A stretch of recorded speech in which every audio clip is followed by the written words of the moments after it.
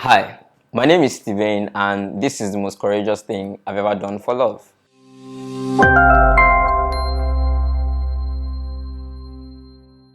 So, you obviously might be expecting me to talk about a woman this, a woman that. Anybody care about that? It's not about a woman. It's about a woman though, but not the woman that you're thinking.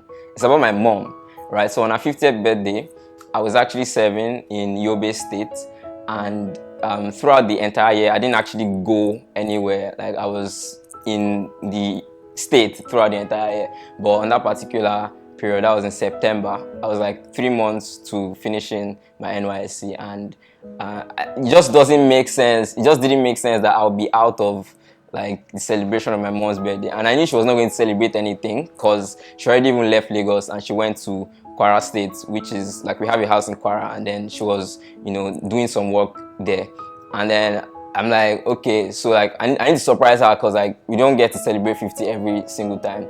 So I hopped on buses, right? I hopped on buses. I can't maybe like 2 or 3 buses. But the craziest thing about it was one of the buses that I think the longest one that took us when we were at Niger State. The man stopped in the middle of the road around like 3 a.m. and was like, he entered into a bush, right? He entered into a bush and then he went to a building and then he just stopped. We're all looking like, what's this guy doing? And the funny thing is, I was probably the only literate person in that bus because first of all, there was a ram like 2 seats in front of me, just bleeding all around the whole place, smelling. Everyone was just smelling. There was a woman carrying a baby beside me, and then I'm like, what have I put myself into? So nobody else was talking, and even if they are talking, it's outside that they are speaking, and I don't understand that stuff.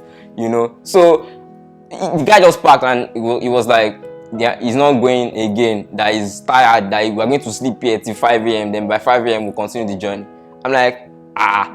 Everybody else was like, babu. Me, I'm like, can I survive?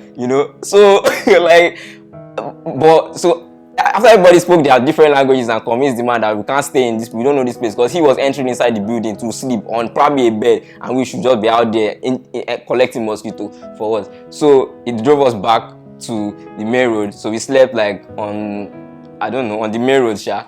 Me, I was just reading Bible that time. I was like, God, have mercy. It's just my mother I want to celebrate, So at the end of the day, we got there safely. We got to Ilori safely, and I think till date that's like the craziest thing I've ever done for love. But it was worth it at the end of the day, and I'm happy I did it because she was really excited because she hadn't seen me for a very long time, and I felt good.